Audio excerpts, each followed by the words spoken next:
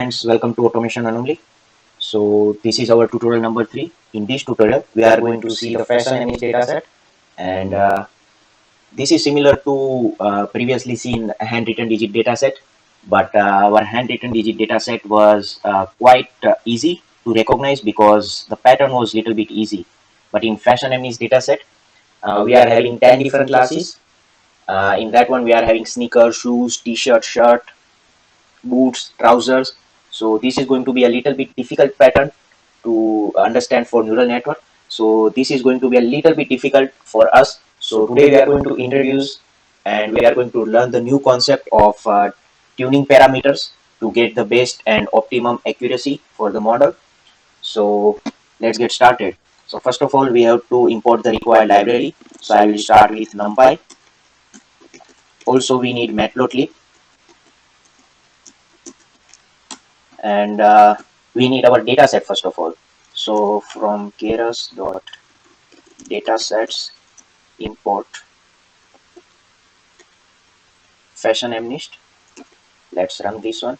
And as we have seen previously, this one is also containing the dataset and the respective labeling of our training dataset and testing dataset. So we are going to unpack it. So xtrain, ytrain, xtest, and ytest.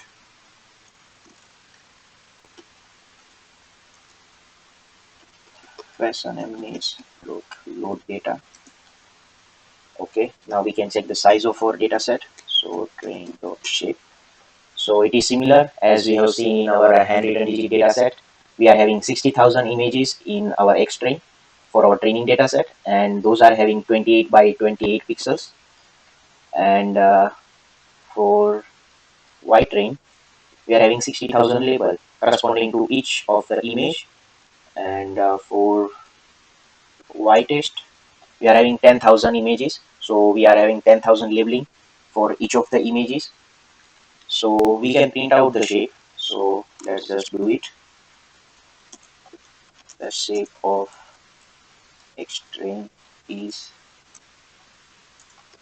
and ytrain is. We can use the dot format method. So first of all, xtrain dot shape, ytrain dot shape, and we can copy this one.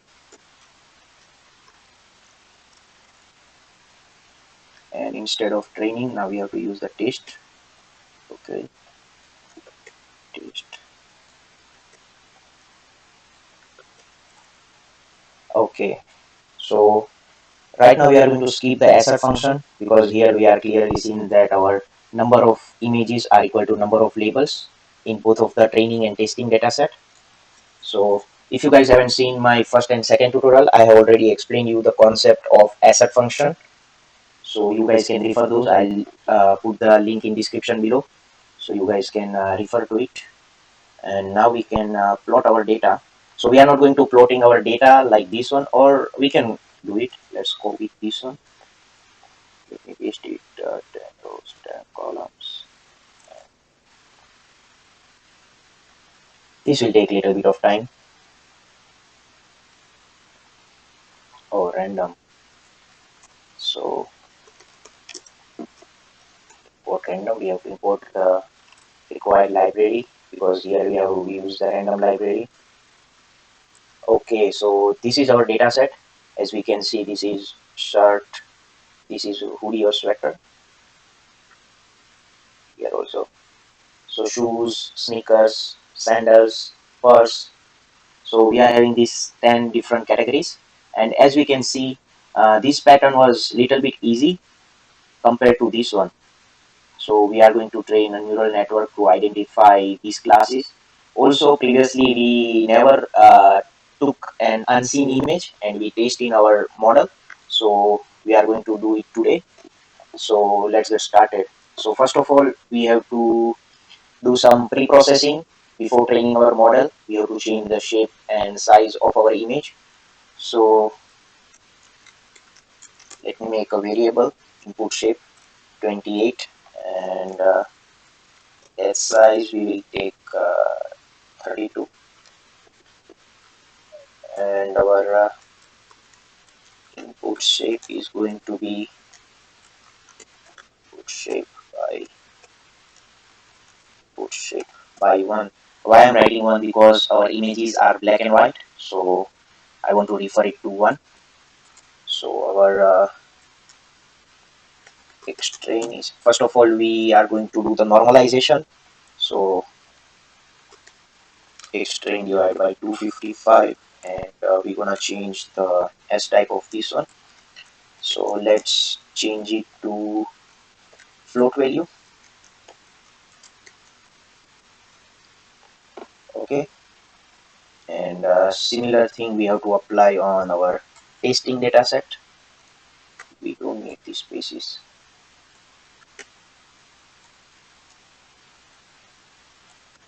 Test, test. Okay, after that we have to do the two categorical also, but before that one, let's check the size. What's this one? 3 and string. Okay, it's 60,000 by 28 by 28. We need one before we fit into our convolutional neural network, because we have to take it's either black and white or colored image. As this is the black and white, so we have to change it into this shape. So for that, let's take string is equal to string dot reshape, and we are going to take 60,000 as it is. So I will copy this one, the first parameter as it is, and input shape by 1, and we can copy this one, paste it for our X test. So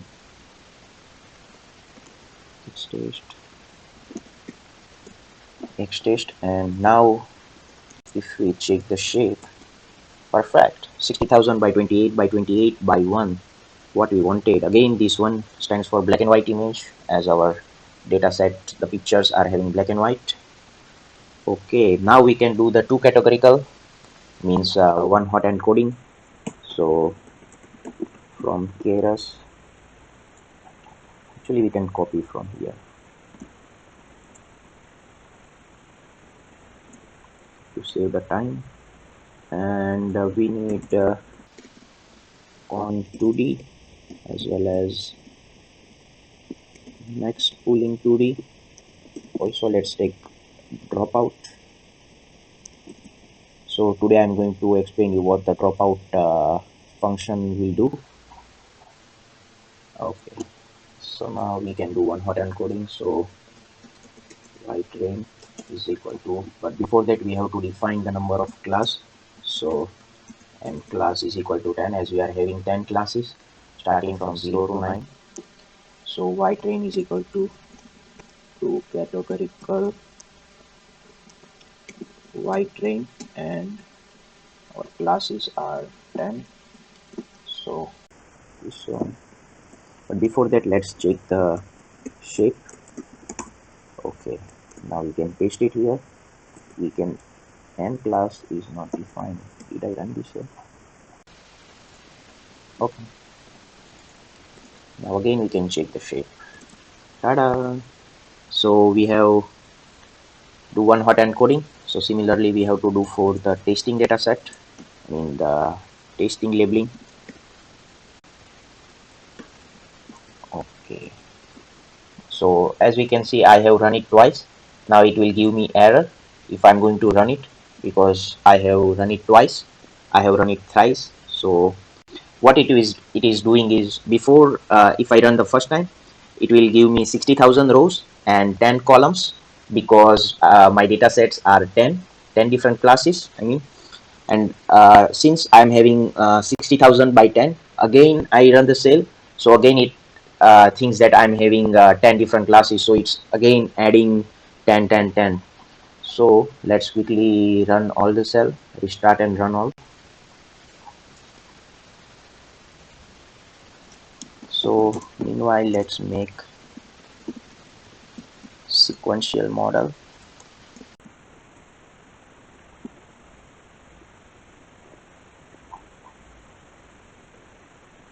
Come on.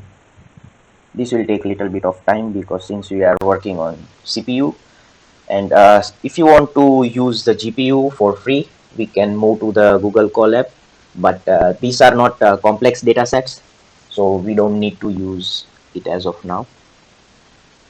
Okay, yes, it's sequential. So let's add convolution layer first of all. So we will take 10 filters. Activation we will take ReLU, but before that we have to give it to the kernel size. We have to define the kernel size, so we are going to take 3 by 3, and we have to define the input shape as it is our first layer. So our input shape is going to be this one, input shape. And after convolutional, we will be having max pooling. So let's add max pooling 2D, and we have to define the pool size. So we are going to take 2 by 2. Now we are going to copy this one. Now we will paste it. We don't need input shape anymore since they are all connected. So let's take 20 here. Let's take 50 here. Right now we are doing arbitrarily. Let's take one more. Last one. Let's take 100 in this one. After that we have to flatten our image. So we have to add the flatten layer. So flatten. After that we are going to take the dense layer. So dense, inside that one we have to give it to the units and activation. So number of units we are going to take 1024, and activation we will take ReLU. You can copy this one. Oops. Okay, after 128, and lastly this is going to be our output layer. So we have 10 classes, so we are going to take this one, and here we have to use, yes, softmax function. Okay, I think we are good to go. Yeah. Okay, so let's run this one, and it gives us error. Okay, I think I don't have to use the sparse here. Let's try. Okay, so it's our model training has been started, and our accuracy is about to 60%, but it's gonna keep on increasing or decreasing. So I will pause the video because it's going to take some time, at least 10 minutes, approximately 10 minutes. So I'll pause the recording, and I'll see you guys at the end of the 10th epoch. And just to summarize, I'm having 3 layers of convolution followed by the 3 layers of max pooling. After that we are flattening our image.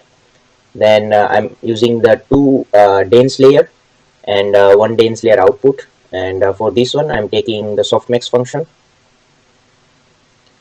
So see you guys soon. Okay, so our training is about to finish, and I think it's finished. So our training accuracy was started around 69%, and validation accuracy was about 74%. And at the end of 10th epoch, our training accuracy reached up to 81%, and validation accuracy was also about 81%. So still this is not a good accuracy for this type of model. It can perform much better than this one. So now we are going to tune our parameters. So for that one, first of all we'll increase the number of the layers, and for that one let me take 32 here, 64 here, and let me copy this one. I will paste it here.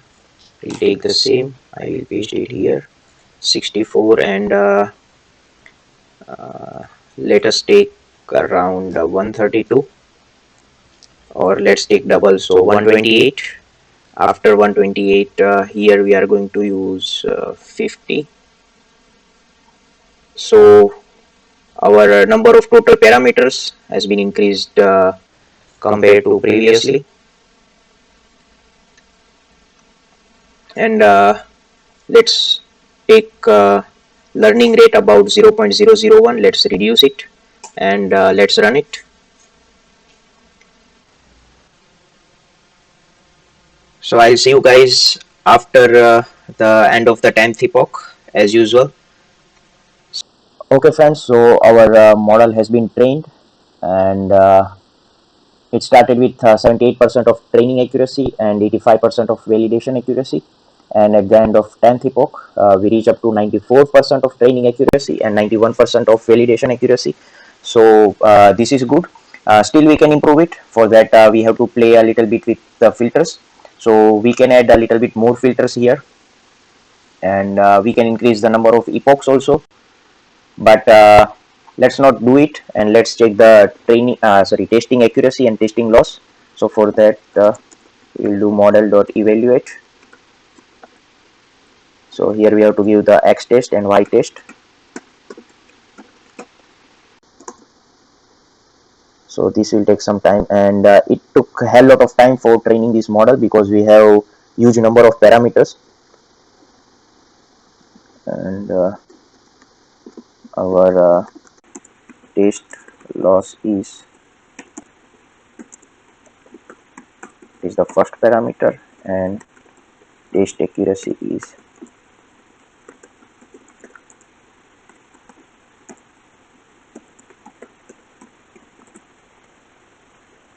okay. So our test accuracy is also good, about 91%, and test loss is 0.26%. Okay, so now let's quickly check the graph of our validation accuracy and model accuracy as well as loss also. So plt.plot h.history, we are interested in accuracy. Let's copy this one, validation accuracy. Now x label will be our number of epochs, and our title is about accuracy.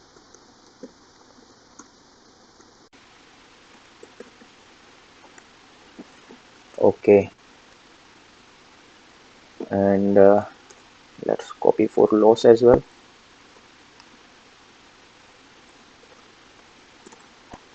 And we can take the legend also, accuracy as well as validation accuracy. Okay, and here also.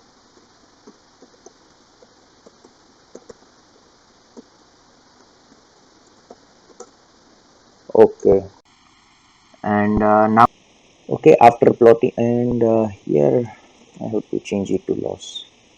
Okay, so after plotting data, now previously we never tested our data set on our model, so in this tutorial we are going to do it.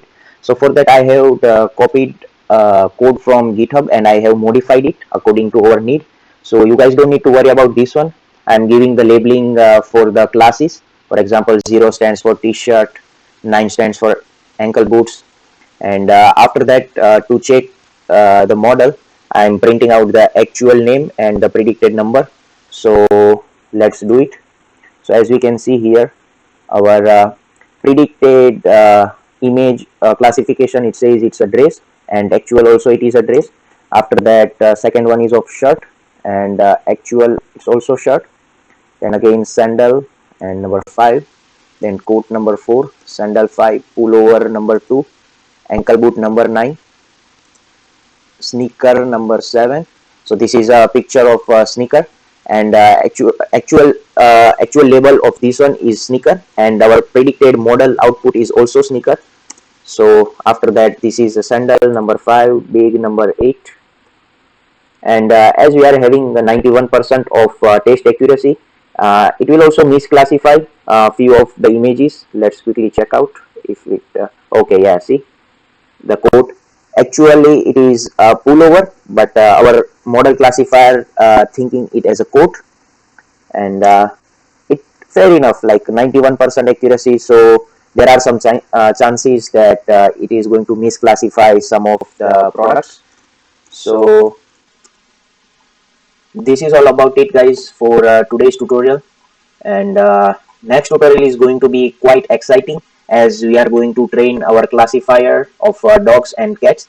We are going to take the data set from the Kaggle competition data set, and we'll download it, and we are going to train our convolutional neural network. And from next tutorial we are going to see some exciting concept as well. So in my next tutorial we are going to see, not next tutorial, maybe fifth tutorial. So in that one also we are going to see the fine tuning of parameters. So this is just a basic fine tuning concept today I have tried to cover. In that one we just try to change the number of filters, and we played with the learning rate of the Adam optimizer. But in next tutorial we are going to see the early stopping, reduce on plateau, and different type of method, because before doing fine tuning we had very less accuracy, and if my accuracy is not increasing, then there is no point to train the model further, and it is going to waste of time. So for that we are going to apply the early stop method. So we are going to call the callbacks method. Also in next tutorial we are going to see how can we save our model, how to load the model. So next tutorial is going to be quite awesome, and that is going to be in which we are going to take some raw images from internet, and we'll try to make image classifier. So until then, stay safe, stay healthy, and watch this tutorial video, and let me know in the comment box how you like it. And see you guys next time. Until then, goodbye.